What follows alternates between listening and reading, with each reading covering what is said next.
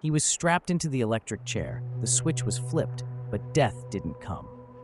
Instead, 16-year-old Willie Francis screamed in agony, alive when he should have been dead. Was it a miracle, a mistake, or something far more sinister?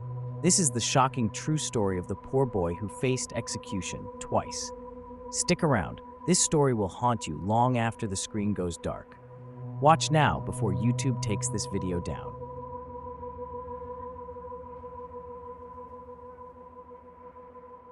Welcome to True Crimes Channel, where the darkest mysteries unravel and justice whispers from the shadows.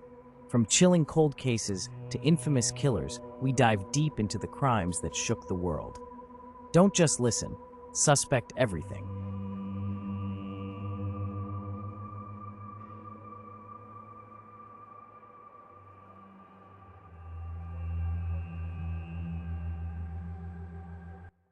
In 1946, a poor black teenager named Willie Francis faced the death penalty for a crime many argue he didn't commit.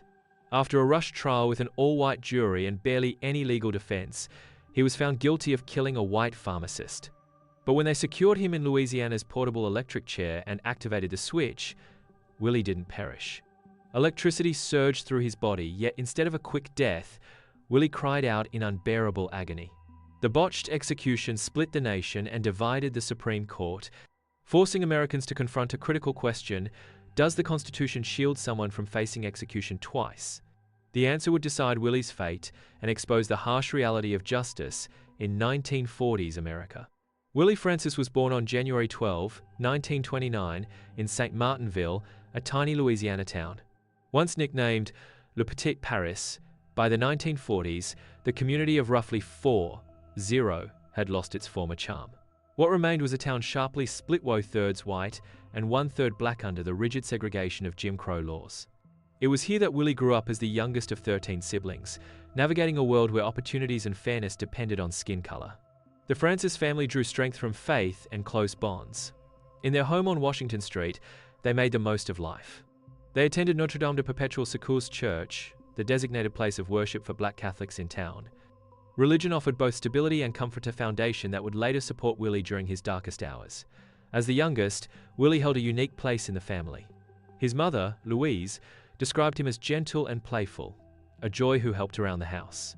While his father labored at the local sugarcane factory, Willie became the family Mvrder, cheerful child who brought laughter to those around him.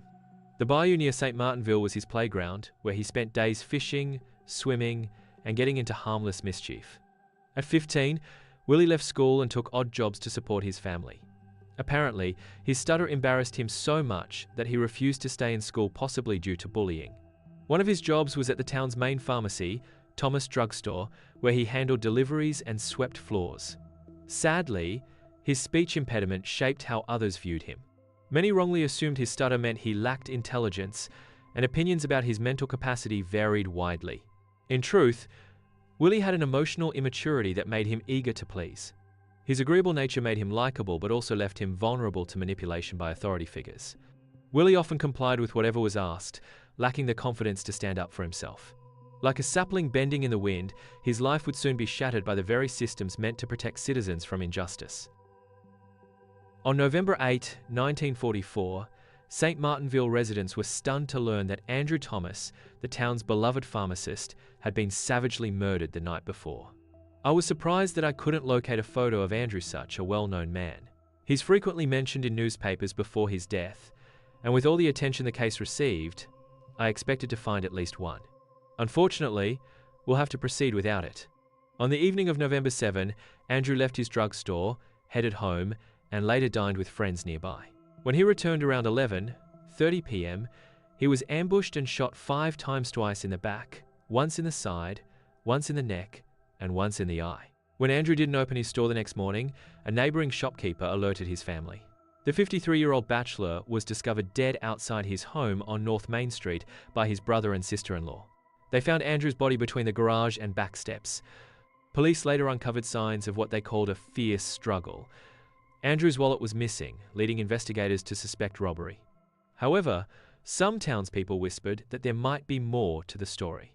Andrew Thomas was the heart of the community, handsome, Educated man whose Thomas drugstore on South Main Street served as a gathering spot where locals socialized and children felt at ease.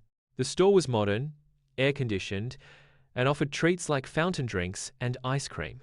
Drew, as kids affectionately called him, had no known enemies, making his violent murder baffling. For a tight-knit town, his sudden absence left a void demanding answers. But answers wouldn't come easily. Sheriff Leonard Raceweber faced immense pressure in his first homicide investigation. The crime scene provided few leads. Investigators believed the murder weapon was likely a .38 caliber pistol or rifle, but no gun was found near Andrew's home. The killer or killers had seemingly vanished into the night, leaving only questions behind. As days passed without arrests, fear spread through St.Martinville. The town's sense of safety crumbled. Neighbors eyed each other suspiciously. Doors once left unlocked were now secured. The murder had turned the community into a place of hushed conversations and sideways glances. With no solid evidence, rumors flourished. The most persistent theory involved Thomas's reputation as a ladies' man. Some speculated a jealous husband or lover had sought revenge. This gained traction when witnesses reported seeing Thomas's car parked near two women's homes shortly before his death. Was this a crime of passion? Had a romantic entanglement led to his murder? One of the accused women, Henrietta Duplantis, was so offended that she wrote a letter to the newspaper. The letter was never published, so we don't know what she intended to share. But James Ekres, a lifelong St.Martinville resident and historian for the Acadian Memorial, revealed in a 2007 interview that Henrietta told him Andrew was gay and that rumors of affairs with women were absurd. Henrietta and her husband were close friends of Andrew and spent much time with him. Yet despite the accusations, they were never called as witnesses. The lack of resolution troubled the town. What intensified the situation was Thomas's family connections within St. Martinville's power structure. Claude Thomas, his brother, was the town's police chief. Another brother, R.L. Thomas, nicknamed Z, served as secretary-treasurer of the St. Martin Parish Police Jury and owned the popular Z Thomas Bar on Main Street. The pressure on Sheriff Raceweber was deeply personal, as Andrew's brothers demanded justice. Months passed without progress, and desperation grew. The sheriff's office offered a $500 reward for information, a substantial sum in $1,945, equivalent to over $70 today. The continuous posting of rewards signaled that traditional investigative methods had failed. 9 months after the murder, St. Martinville remained a town haunted by fear. The unsolved case wasn't just a law enforcement failure, it was an open wound, a constant reminder that a killer walked free among them. This atmosphere of suspicion and dread set the stage for what happened next, when authorities desperately needed to close a case that had left the community in turmoil. The sheriff likely felt mounting pressure and suspected the killer wasn't in St. Martinville. He contacted Claude W. Goldsmith, the police chief of Port Arthur, Texas, about 2.5 hours away, and asked him to detain any man from St. Martin Parish arriving in Port Arthur. I couldn't find further details about this request or if Raceweber made similar appeals to other nearby police departments. Just as St. Martinville began accepting that Andrew Thomas's killer might never be found, police announced they had their suspect. But they didn't disclose how little evidence they actually had. On August 3, 1947 months after the pharmacist's murderer, 16-year-old black teenager named Willie Francis from St. Martinville was detained in Port Arthur on unrelated suspicions. Chief Goldsmith and another officer were at the train station waiting to apprehend a suspected drug dealer when they noticed a suspicious-looking man with a suitcase step off the train. They chased him. At the same time, Willie was visiting his sister's home nearby and decided to take a walk before dinner. When he saw the two white officers running toward him, he panicked and tried to hide. The officers immediately arrested him, assuming he was the suspect's accomplice. What started as routine questioning turned sinister when officers claimed to have found Andrew Thomas's wallet and ID card in Willie's possession, a claim that became the first of many questionable details in this case. Willie was terrified. His stutter worsened, making him appear even more suspicious to investigators.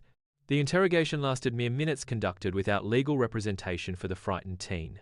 Miranda rights wouldn't exist for another 2 decades. Willie was completely alone. Somehow, Willie signed 2 confessions riddled with inconsistencies. His first statement claimed he killed Andrew on November 9, mentioning a secret about me and him, a secret between the teenager and the middle-aged pharmacist. The second confession changed the date to November 8 and included odd pronoun shifts, for example. Yes, Willie Francis confessed that he killed Andrew Thomas. I went to his house. I hid backing his garage. These contradictions and awkward phrasing strongly suggested the words weren't Willie's own. Willie also testified that the wallet contained $4 and an ID card and that he had stolen Andrew's watch. After returning to Louisiana, the legal system continued to fail Willie. For his safety, he was held in Iberia Parish Jail about 9 miles from St.Martinville. Willie was detained without charge for a full month of violation of state law dismissed by authorities as just following custom. This disregard for proper legal procedure would define every aspect of Willie's case moving forward. Dr. S.D. Young, the St. Martin Parish coroner, investigated the case. During the coroner's inquest, Andrew's neighbors Alvin and Ida Van Brocklin testified that they were awakened by gunshots on November 7th between 11:30 p.m. and midnight. Alvin thought the shots came from Evangeline Park across from their home and stepped onto the porch. Ida, however, stayed in bed and looked out the window. She testified to seeing a car with its lights on parked in front of Andrew Thomas's house. But she became too afraid to keep watching, so she couldn't say when the car left. Alvin and Ida Van Brocklin were the only eyewitnesses to come forward. Willie had also confessed to stealing Deputy Sheriff August Fusilier's gun and using it to kill Andrew. No one questioned how a teenager could steal a deputy's gun, and the coroner noted that the attack suggested a skilled shooter. Willie had never owned or fired a gun, but that didn't matter, of course. Willie was taken on several trips to show investigators crime-related locations. On one occasion, he allegedly pointed out where he had discarded the gun. The gun was later found by a resident near the spot Willie indicated close to the railroad tracks, a few blocks from Andrew's home. On another trip, Willie led investigators to a jewelry store in nearby New Iberia. He claimed to have sold Andrew's watch to Rivier Jewelry Store. The owner couldn't recall Willie or the watch he allegedly sold for $5, but the transaction was recorded in his books. The watch, however, was no longer in his possession. I know this all sounds vague, but few specifics are known. We don't even know if these events truly happened this way. The disappearance of Deputy August Fusilier's gun, for instance, occurred months earlier and wasn't officially documented. And the fact that Andrew's watch was missing when his body was found wasn't recorded either, it seems. But it was enough to proceed with Willie's trial. On September 12, 1945, the trial concluded almost as quickly as it began. The entire proceedings lasted just 2 days, remarkably short for a capital murder case. The prosecution's case was alarmingly weak. The murder weapon had been lost en route to the FBI. No eyewitnesses placed Willie at the scene. There was no fingerprint evidence. The case relied almost entirely on the dubious confessions of a teenage boy. Willie met his court-appointed attorneys, Parkinson and Meyer, for the first time about a week before his trial. The pair mounted virtually no defense, calling no witnesses, presenting no evidence, challenging nothing. The prosecution's case hinged solely on Willie's questionable confessions. They could have at least questioned those, but they didn't. The jury never heard about the missing gun, the lack of fingerprints, or the Van Brox's testimony. Racial dynamics overshadowed the trial. Willie's defense team never objected to the all-white jury, a jury that included at least 3 members from the small town itself. After just 15 minutes of deliberation, they declared Willie guilty, suggesting the verdict was decided before he even entered the courtroom. Seriously, how could they return a death sentence in 15 minutes? Even considering the era, 15 minutes to decide someone's fate is outrageous. Willie's situation reflected multiple layers of prejudice. He was black in Jim Crow, Louisiana, a child tried as an adult, and from a poor family with no resources for a proper defense. This perfect storm of bias ensured Willie received anything but a fair trial. Like so many other black individuals during this time, Willie was essentially defenseless. This case recalls George Stinney, a 14-year-old black boy wrongfully executed in South Carolina in June 1944. Tragically, there are many George Stinneys and Willie Francises forgotten and faceless, their stories buried in small newspaper articles. Though a different case, you'll find haunting similarities. On May 3, 1946, Louisiana's portable electric chair nicknamed Gruesome Gertie arrived in St.Martinville. It wouldn't be until 1957 that Louisiana built a permanent death chamber at the state penitentiary, ending the practice of transporting the chair from town to town. No one could have predicted the chair would make history not for taking a life, but for failing to do so. Gruesome Gertie is so infamous she even has her own Wikipedia page. A replica of the chair was used in the movie Monsters Ball, filmed in the actual state prison death chamber. The morning began like any other execution day. The electric chair was wheeled into the St. Martinville jail as Willie awaited his fate. Father Hannigan visited to offer spiritual comfort. Ironically, The priest told Willie the electric chair would merely tickle him, a well-intentioned lie that would soon become a horrifying reality. Guards shaved Willie's head for the metal cap's conductivity. Unbeknownst to Willie, his executioners were grossly unprepared. Captain Effie Foster and inmate Vincent Venezia had reportedly spent the previous night drinking. Their intoxication proved disastrous as they failed to properly connect the chair to the generator. Willie was strapped into the chair, a hood placed over his head. Then, Captain Foster spoke his final words. "Goodbye, Willie." He said it casually, as if Willie were departing on a pleasant trip. Next, Foster threw the switch. Electricity surged through Willie's body, but something went terribly wrong. Instead of a quick death, Willie convulsed violently, the chair itself sliding across the floor from his movements. "It felt like 1,000 needles and pins were pricking me all over," Willie later recalled. "My left leg felt like someone was cutting it with a razor blade. I could feel my arms jumping at my sides. I thought I was going to knock the chair over. Then I was all right. I thought I was dead, but death hadn't come. The current caused extreme suffering without delivering death." Realizing what was happening, Willie screamed, "Take it off! Take it off! I can't breathe." Captain Foster's reaction revealed the dehumanizing nature of the execution system. He yelled that he might have missed Willie this time, but would get him next week heaven if he had to use a rock.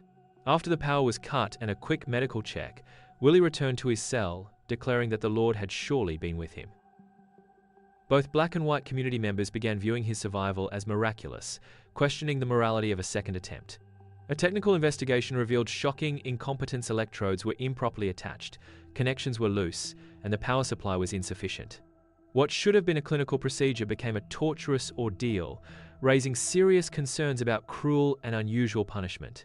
As Willie faced the prospect of dying twice for the same crime, his brush with death sparked a legal battle that would test the limits of American justice.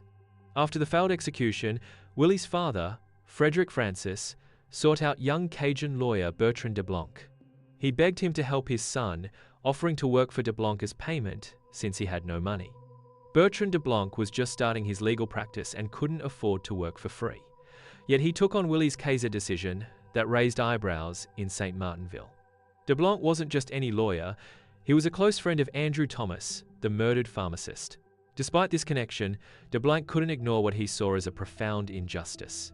"It's not human to make a man go to the chair twice," he argued, setting the stage for a constitutional showdown that would reach the Supreme Court. DeBlanc's legal strategy centered on two constitutional protections: the Eighth Amendment's ban on cruel and unusual punishment, arguing Willie had already endured the trauma of facing death, and the Fifth Amendment's prohibition against double jeopardy, contending Willie had already begun serving his punishment when the chair failed. As the case moved through Louisiana courts, something remarkable happened. Letters poured in from across America, from housewives, businessmen, children, and the elderly, all pleading for mercy for Willie. This outpouring of support crossed racial lines in ways rare for 1940s America. New York City Mayor Fiorello LaGuardia and radio commentator Walter Winchell used their platforms to advocate for Willie. Many saw his survival as divine intervention. The letters revealed a shifting American consciousness. Many writers expressed parental concern for Willie, forming unexpected bonds with a black teenager they'd never met. People offered prayers, wished him strength, and even offered to take him in if he were freed. Willie corresponded with many of them regularly.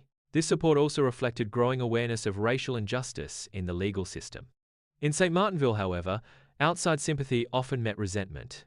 Many white residents viewed these interventions as unwelcome interference, seeing Willie only as a confessed murderer who had escaped justice. The case ultimately hinged on testimony about the first execution attempt. That Willie received a significant electrical charge, or had the chair malfunctioned before real punishment was delivered? The state argued that since the first attempt was merely a technical failure, a second attempt was legal. DeBlanc countered that the psychological trauma and physical pain Willie endured meant he had already been punished in a profoundly cruel way. On January 13, 1947, the Supreme Court ruled by a narrow 5-4 margin. The court sided with Louisiana, stating that the Constitution only protects against cruelty inherent in the method of punishment, not the suffering involved in humanely ending a life. In other words, tough luck, Willie. Unknown to the public, Justice Felix Frankfurter, who opposed the death penalty but voted with the majority, struggled with his conscience. He privately contacted Louisiana Governor Jimmy Davis, suggesting clemency might be appropriate, revealing the case's moral complexity. DeBlanc made one final attempt, petitioning for a new trial based on evidence that the executioners had been drunk. Like all previous efforts, this too failed. The machinery of justice, what passed for justice in Jim Crow Louisiana, moved relentlessly toward its conclusion. While his legal team scrambled for a last-ditch effort to save his life, Willie made a shocking decision. DeBlanc visited Willie on the morning of May 9, the day of the scheduled execution, and told him he would take the case back to the Supreme Court, at least securing a stay. But Willie told him to stop. The teenager who had fought so hard to live now calmly stated, "I'm ready to die." In the days leading up to his second execution, Willie displayed a remarkable change. The frightened boy had become a young man at peace with his fate. I imagine he was simply exhausted, tired of being failed again and again. For his final walk to the electric chair, Willie carefully chose his Sunday best, the same clothes he would have worn to church. This choice reflected his dignity. He practiced his walk to ensure his final moment showed composure, not fear. Willie's last meal was fried fish and potatoes. He initially ordered his favorite fried chicken, a rare treat his family could only afford on Christmas. But when the meal arrived, he remembered it was Friday. As a devout Catholic, he refused to eat meat on Friday 7 on his last day. He didn't want to trouble the cook and said he was fine, but DeBlanc arranged for fried fish and potatoes instead. Outside the jail, nearly 500 people gathered to witness the execution of the boy who had once cheated death. The crowd buzzed with morbid curiosity and lingering bitterness. Among them stood Willie's mother, Louise Francis. Though Louise had planned to be away during the execution, she couldn't stay away. Her heart-wrenching sobs cut through the crowd's murmurs as she faced the unbearable loss of her youngest child. I truly don't understand why Willie's family wasn't allowed inside. He had been visited by loved ones during his imprisonment, but on the day that mattered most, they were left outside. At the very least, they should have been permitted within the prison walls. Louisiana sent their official executioner, Grady Garrett, known for his precision. The state wasn't taking chances this time. There would be no malfunctiono's second escape from Gruesome Gertie. At 12:05 p.m. in a small L-shaped room, Willie Francis was strapped into the electric chair once more. When asked for final words, he simply said, "Nothing at all." The witnesses included Elliot Chase, a journalist documenting the execution, and Claude Thomas, brother of the murdered Andrew Thomas, completing a tragic circle that began 2.5 years earlier. This time, when the switch was thrown, there was no struggle, no cry for mercy. The current worked efficiently, and at 12:10 p.m., Willie Francis was pronounced dead just 5 minutes after the execution began. The boy who had experienced the impossible had now joined those who couldn't escape death twice. Willie's death sent ripples through many lives. His family was consumed by grief. Bertrand DeBlanc's lawyer, who fought passionately for Willie despite being friends with Andrew Thomas, carried the weight of this case throughout his career. He became district attorney but ultimately chose to serve the poor as he had for Willie. Instead of pursuing a lucrative private practice, he led the Indigent Defender's Office in Lafayette. The Goodwill Mutual Aid Association covered Willie's burial costs, granting him dignity often denied in life. As he was laid to rest at Union Baptist Cemetery, questions about justice, racial inequality, and legal flaws remained unanswered. St.Martinville, where both Willie Francis and Andrew Thomas had lived, never fully reconciled with this case's complexities. The execution brought no closure. Instead, it left a lingering unease, a sense that justice had been fundamentally broken. To this day, Willie Francis's case remains controversial. Was he truly guilty, or was he a scared teen coerced into a false confession? Some believe other suspects existed, perhaps someone with a grudge against Andrew Thomas, a former lover, or someone covering up another crime. With so much hearsay and gossip, we may never know the full truth. But one thing is certain: Willie Francis's case changed history, sparking debates about justice, fairness, and the rights of the accused. His story remains a touchstone in discussions about execution methods and their humanity. What makes Willie's case most haunting isn't just that the state made him endure execution twice, but that the questions it raised about racism, inadequate legal representation, and redemption remain painfully relevant in America's ongoing struggle for true justice. Personally, I don't believe Willie was guilty. Even his alleged directions to where the gun was found don't hold much weight. The investigation was a disaster, nothing substantial points to his guilt. I think if Willie hadn't taken that walk in Port Arthur, the case might never have been solved, or another innocent person might have been framed. In my view, Willie was an easy target of a cruel justice system. It's a shame this case is mostly remembered for the botched execution. Yet, it's also what kept Willie's memory alive and continues to inform legal discussions today. Let me know your thoughts in the comments. I'd love to hear what you think. And with that, we leave St. Martinville for now. Thanks for watching Willie's story. If you enjoyed this video, please like, share it with someone who'd appreciate it, and don't forget to hit the notification bell so you never miss our videos. So, was Willie Francis guilty? Or was he just another victim of a broken system? Let us know in the comments, and if you think this case deserves a deeper dive, smash that like button. It helps us uncover more stories the world tried to forget. On True Crimes, the past never stays buried.